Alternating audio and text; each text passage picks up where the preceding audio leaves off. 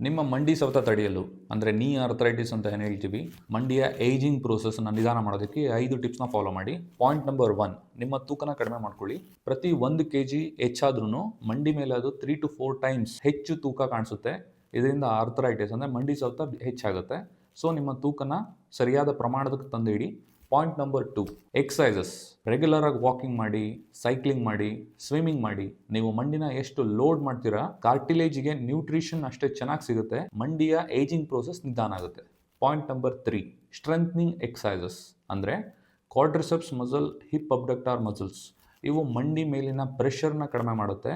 So strength training ಎಕ್ಸಸೈಸಸ್ನು important.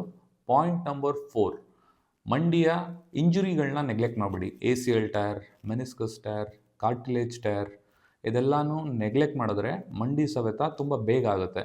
Point number 5, ತುಂಬ ಹೆಚ್ಚು ಹೊತ್ತು ಒಂದೇ ಕಡೆ ಕೂತ್ಕೊಳ್ಳೋದನ್ನು ಅವಾಯ್ಡ್ ಮಾಡಿ.